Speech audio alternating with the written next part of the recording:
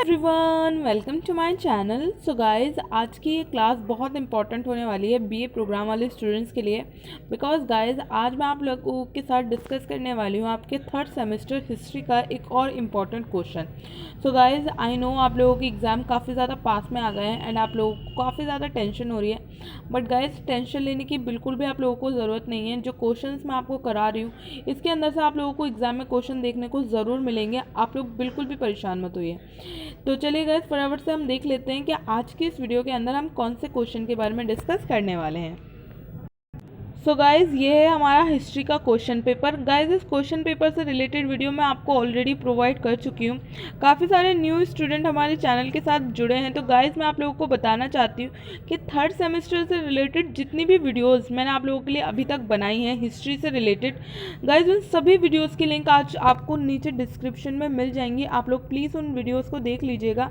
इसके अलावा उन वीडियोज़ की लिंक मैं आपको ऊपर आई बटन में भी प्रोवाइड कर दूँगी, तो आप लोग जाकर आराम से उन वीडियोस को देख लीजिएगा, आपको बिल्कुल प्रॉब्लम नहीं होगी। इसके अलावा गाइस, मैं आप लोगों को बताना चाहती हूँ कि हमारा जो ये हिस्ट्री का क्वेश्चन पेपर है, इसमें से क्वेश्चन नंबर फर्स्ट मैं आप लोगों को अच्छे से करा चुकी हूँ। काफ़ी ज़्यादा इंपॉर्टेंट है गाइस क्वेश्चन नंबर फर्स्ट आप लोगों के लिए। इनफैक्ट इस क्वेश्चन पेपर के अंदर जितने भी क्वेश्चन है सारे ही आप लोगों के लिए काफ़ी इंपॉर्टेंट है। तो गाइज, मेरी आप सबसे यही रिक्वेस्ट है कि प्लीज़ अपने एग्जाम से पहले इन क्वेश्चन को करके जाइएगा। सो गाइज, ये हमारा क्वेश्चन नंबर सेकंड भी मैं आपको अच्छे से करा चुकी हूँ। क्वेश्चन नंबर थर्ड भी हम लोग कर चुके हैं। एंड गाइज, आज हम लोग जो क्वेश्चन करने वाले हैं वो है question number 4। So guys, question number 4 के अंदर हमसे क्या पूछा गया है, चलिए फटाफट से इसके बारे में डिस्कस कर लेते हैं। सो गाइज, क्वेश्चन नंबर 4 के अंदर हमसे पूछा गया है कि मध्यकालीन युग में भक्ति आंदोलन के उदय का संक्षिप्त में वर्णन कीजिए।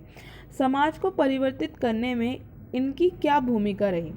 सो गाइज, फोर्थ क्वेश्चन के अंदर हमसे पूछा गया है भक्ति आंदोलन के बारे में।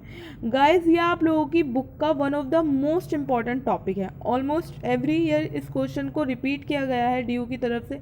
तो गाइज, आप लोग इस क्वेश्चन को किए बिना मत जाइएगा, अपने एग्जाम में बहुत इंपॉर्टेंट है।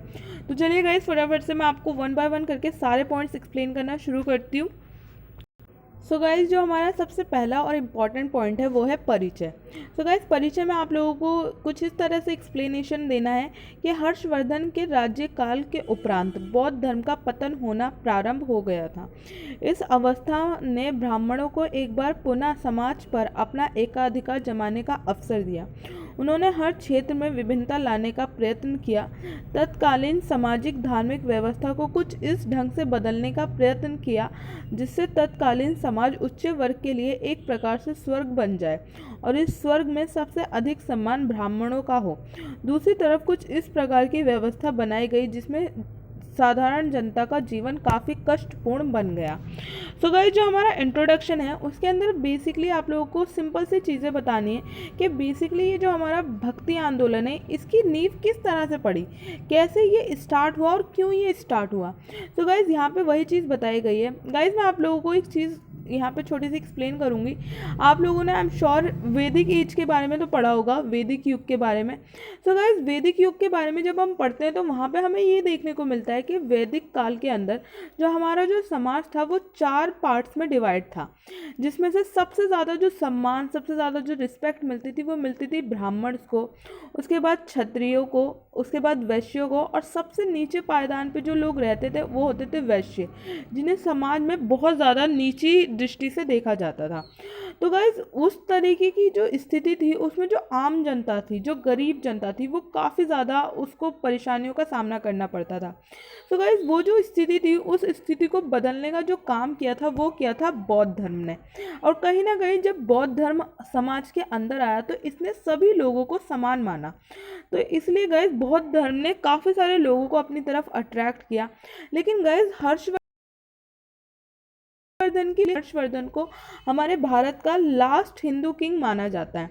तो हर्षवर्धन की मृत्यु के बाद बौद्ध धर्म का पतन होना शुरू हो गया, क्योंकि हर्षवर्धन के बाद कोई भी ऐसा राजा नहीं बचा था भारत में जो बौद्ध धर्म को संरक्षण प्रदान कर सके। तो गाइज, इसी वजह से बौद्ध धर्म का पतन होना शुरू हो गया।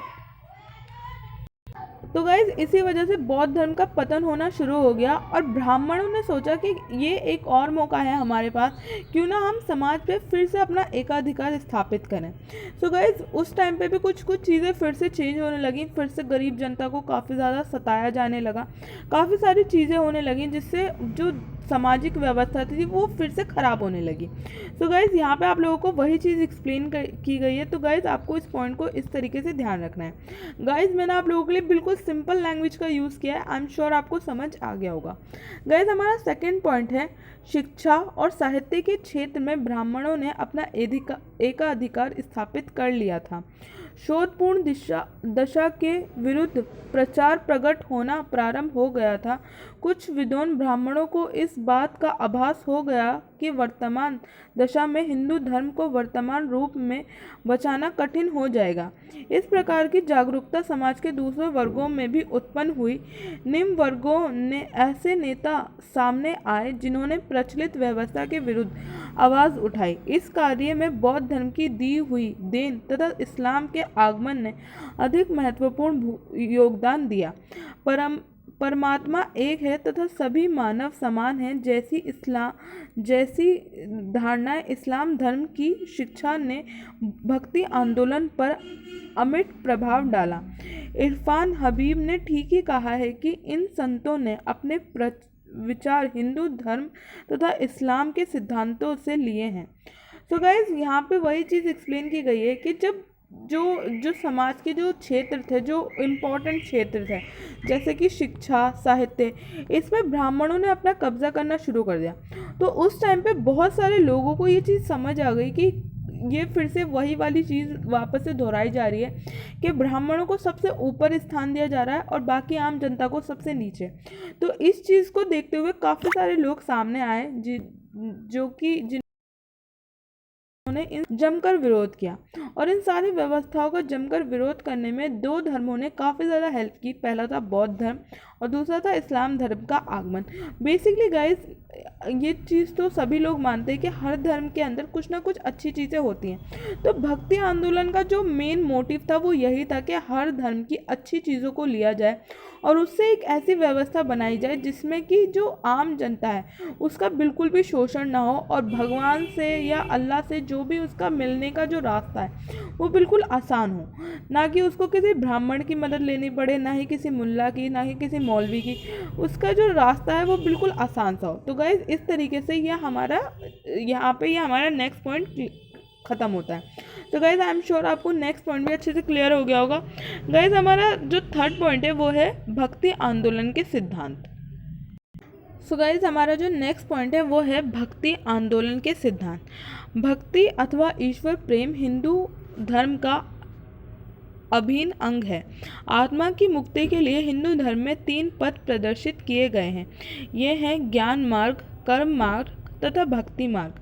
हिंदू धर्म में ये विश्वास है कि इसमें से कोई भी एक पथ अथवा सभी रास्तों पर चलकर मानव अज्ञानता के जंजाल से छुटकारा पाकर अपनी आत्मा की स्वतंत्रता प्राप्त कर सकता है। भक्ति मार्गों को केवल भगवान का प्रेम उसे ईश्वर के साथ संपर्क स्थापित करने के लिए पर्याप्त है। सो गाइस हमारे थर्ड पॉइंट के अंदर बोला गया है कि जो बेसिकली भक्ति आंदोलन का जो सिद्धांत था वो ये था कि आप किसी भी एक सिंपल से रास्ते के थ्रू भी भगवान को पा सकते हैं, अपनी आत्मा की मुक्ति पा सकते हैं। जैसे कि हिंदू धर्म में 3 रास्ते बताए गए हैं। सबसे पहला है ज्ञान मार्ग, ज्ञान हासिल करके आप ऊपर वाले को पा सकते हैं। दूसरा है कर्म मार्ग, यानी कि अपने कर्म को यानी कि अपने काम को अच्छे से करके बिना किसी बेईमानी के ईमानदारी से अपने काम को कर भी आप भगवान को पा सकते हैं। और तीसरा है भक्ति मार्ग, यानी कि भगवान की भक्ति करके भी आप उसको पा सकते हैं। बेसिकली गाइस जो भक्ति आंदोलन का जो सबसे बेसिक सिद्धांत था वो यही था कि भगवान से प्रेम करने के लिए यानी कि भगवान की भक्ति करने के लिए सिर्फ और सिर्फ एक जो व्यक्ति है उसको सच्चे हृदय की ज़रूरत है। इसके अलावा उसे किसी भी चीज़ की ज़रूरत नहीं है, ना ही किसी पूजा पाठ की, ना ही किसी मूर्ति की, ना ही किसी और चीज़ की।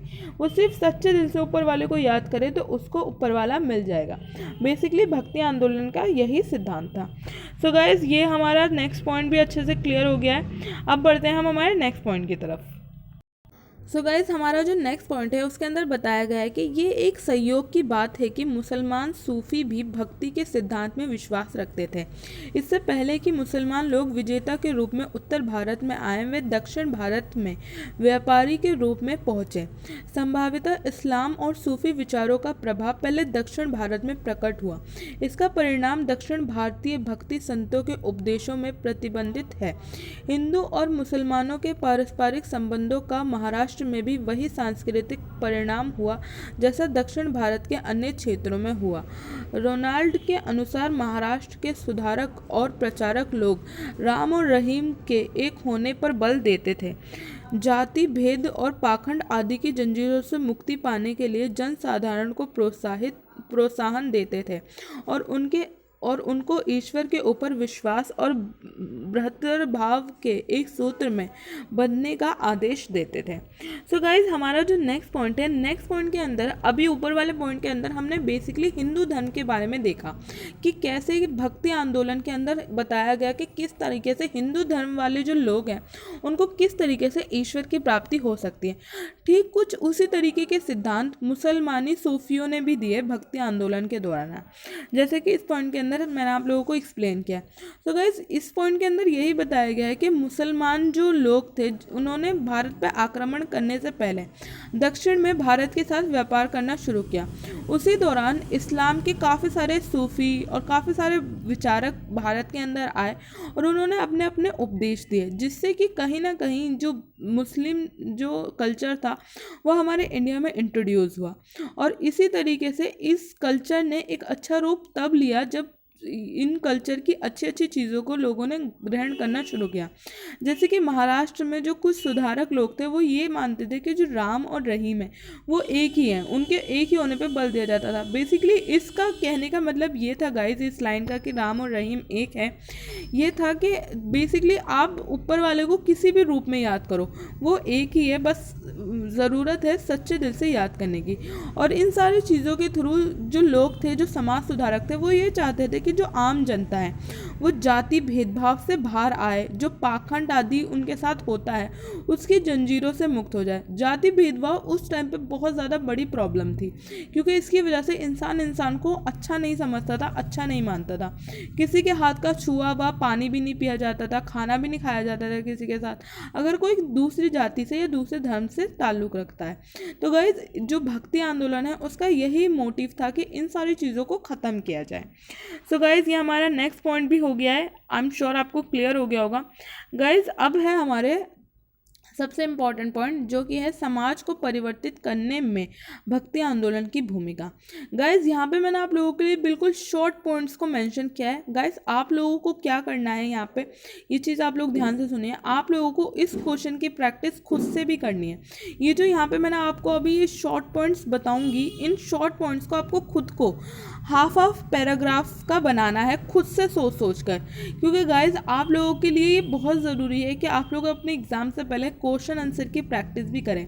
हालांकि गाइज आपके एग्ज़ाम से पहले मैं आप लोगों के लिए एक वीडियो लेकर आने वाली हूँ, जिसके अंदर मैं आप लोगों को अच्छे से एक्सप्लेन करूँगी कि आपको इन लास्ट के दिनों में किस तरीके से अपने एग्ज़ाम के लिए खुद को मेंटली प्रिपेयर करना है, क्या क्या चीज़ों का आपको ध्यान रखना है। तो गाइज अभी मैंने आप लोगों को जो चीज़ बोली, प्लीज़ आप लोग उसको कीजिएगा।